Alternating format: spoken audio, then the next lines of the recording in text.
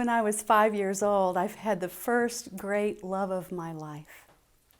I met the most wonderful creature. He was a lot bigger than me, because I was only this big. He was a horse. And I looked into those big brown eyes, and I knew that I discovered my true love. And it started a love affair that I've had and enjoyed for my entire life.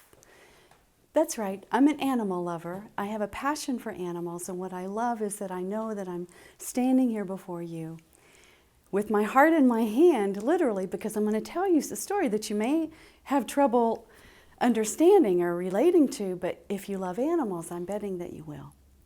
So I'm going to share a message with you and what's happened to me, because my love for animals has guided my whole life. It helped me through a period of my life when I was manically depressed and suicidal. And I went into the corporate world thankfully I survived my teenage years, but I went into corporate world, I had my own company, and I was miserable, and I was unhappy, I was in an abusive marriage.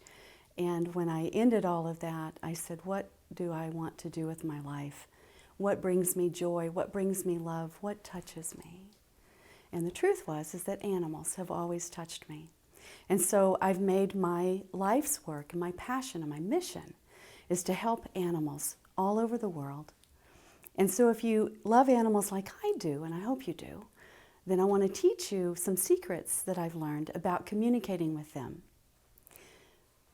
In 1993, in January, I was with a horse who had been injured. She had a knot the size bigger than my fist on her hip, and it was a wound that was not healing. And I was working with her, I was with her person, and we were trying to help her. And at one point, I heard a voice. I heard the mare speak to me, and she touched my heart, and I asked her, I said, what happened to you? What happened to your hip? And she took me into her world. It's like I became her. And I could see what happened to her. This horrible accident and injury. I knew where she was. I knew the metal gate that she ran into in her distress and her upset and her fright. I knew the people that were with her. I knew how upset she was and how angry she was. And I knew what happened after. And she poured her heart out to me. It made me cry.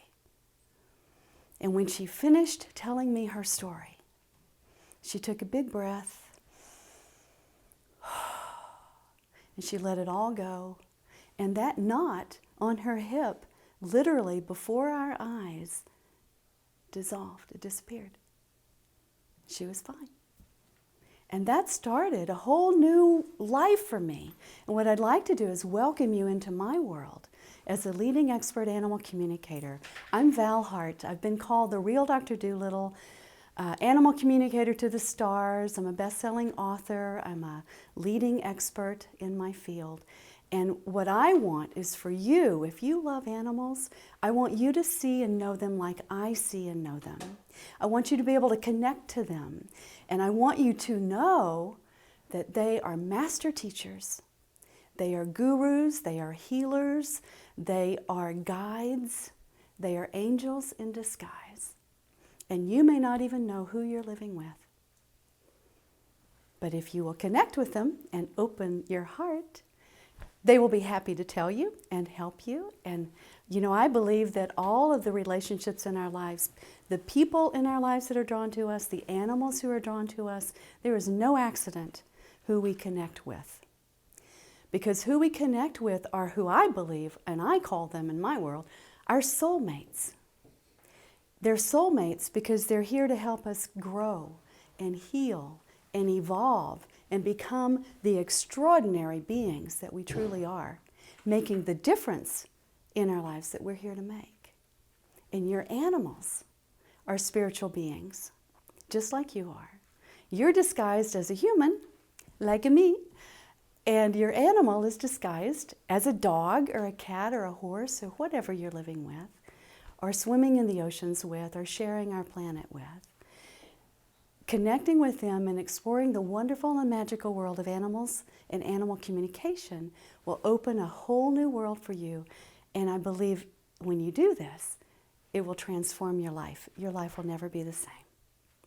So let me give you a few pointers here. There are 3 wonderful secrets. I'm going to give you the setup for them, and then I'll tell you how to use them. So the first thing is to see them. And the secret I want you to know is that animals see you. And I know I can hear you saying, but Val, of course they can see me. I'm standing right here. You can see me, right? I'm going, yes, of course I can see you. They can see you too. But what I want you to know is that they're seeing the essence of you. They see your heart. That's a different thing. They see into your mind.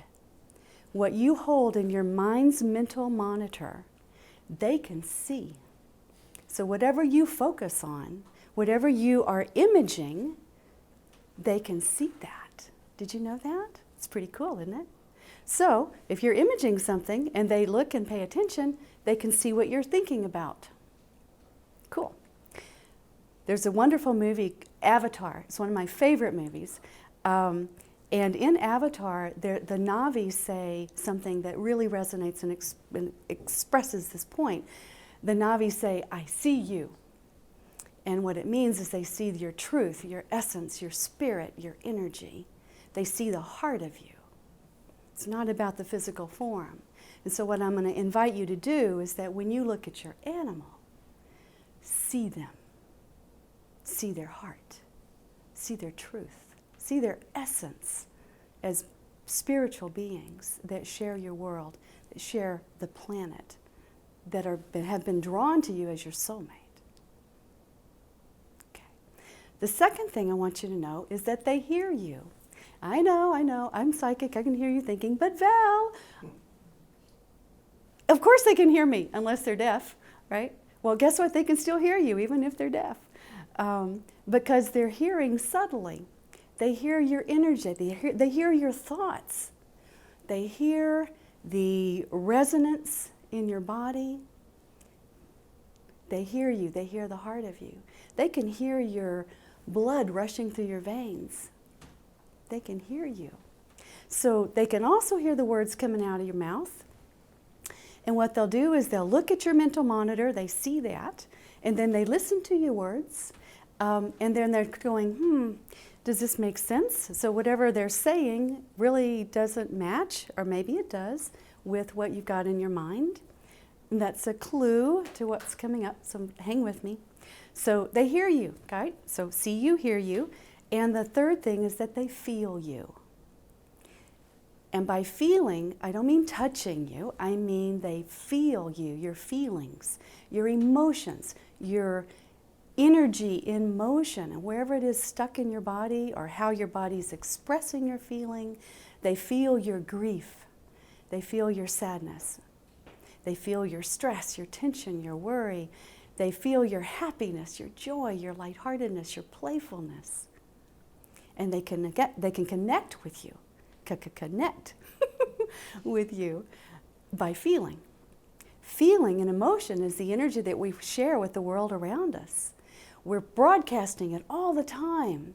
And by the way, animal communication is all about telepathy. Tele, as in over a distance, pathy, or empathy, is to feel someone over a distance, and you're already doing that. So the really cool news is that you're already telepathic. You can feel another over a distance. So you can feel your animals over a distance. They can absolutely feel you over a distance. So give it a little experiment. Let's try an experiment. So if you look around and look at a stranger or someone sitting beside you or someone maybe across a crowded room, and you just tune into your senses and you let yourself feel and be fully present, and you let yourself be quiet because you're an observer, a witness. If you do that and you simply feel that person over a distance or animal, I'll bet you'll become aware of some really interesting things and feelings, emotions, sensations, maybe even flashes of imagery in your mind or an impression that you may not have been aware of just a moment ago. And guess what? It's probably not your stuff that you're feeling. It's theirs. Give it an explore. Make it an experiment. Do some research. Be a scientist with me and give it a try and see what happens. And then when you intuit that, go to them and say, I sense that you might be feeling whatever it is that you got, and see what they say. It might be very interesting. You could discover all kinds of stuff, maybe even make a good new friend. So, seeing, hearing, feeling. Animal communication is all about telepathy, which is just feeling someone over a distance. Very easy. We're all doing it. If you're alive, you're sharing energy and you're receiving energy. All right. So let's put those three things together so that you can know how to give a communication to an animal. So you have your animal, right? Dog, cat, horse, whoever you're with. It might be a fly on the wall. It could be the little spider that you just noticed in the spider web. It could be the bird that just landed outside your window, or the raccoon that's stealing birdseed out of your bird feeder. So connect with them, see their essence, feel their energy, hear their heart, and put those three things together to deliver a message. So if you have a little story you want to tell them, which could be, let's see, if it's your dog, you could say, would you like to go for a walk, right? So you could say, do you want to go for a walk?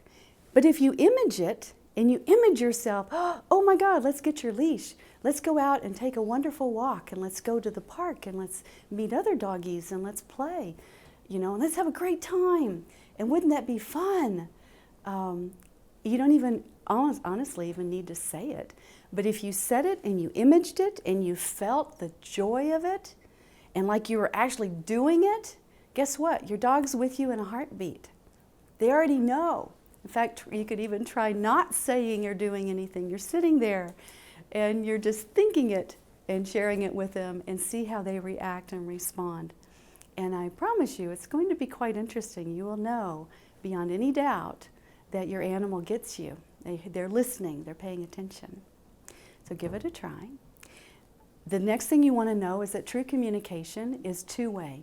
So when you're sending a message, sometimes you'll get things back, but often it's just you're delivering a communication. Then you have to listen and let them share a communication back with you. Oprah says that the universe speaks to us in a whisper. And if we don't get the message, then it uses a brick. And if we still don't get the message, then the house falls down around our head. It's easier and it's a lot cheaper to get it in the whisper. Animals communicate with us through a whisper. If we don't get it, then they escalate it. They have to start doing things like peeing on your stuff, chewing up your expensive shoes, biting, being aggressive, behavior problems, training problems, pushback. They will also get sick. They can carry your illness, your stress, your tension. They reflect that back to you. And if you still don't get the message, then usually what happens is that they either lose their home or their life. Yeah, they could even die. So it's a lot cheaper and it's a lot easier to get their messages in the whisper. And you can do that now because you can communicate yourself and give a message. And when you open that channel, they can send information back. So give it a try. I teach you a lot more stuff about this. Free Quick Start to Animal Talk course on my site at valhart.com. May the love of animals teach you and inspire you, help you become the extraordinary person that you're meant to be.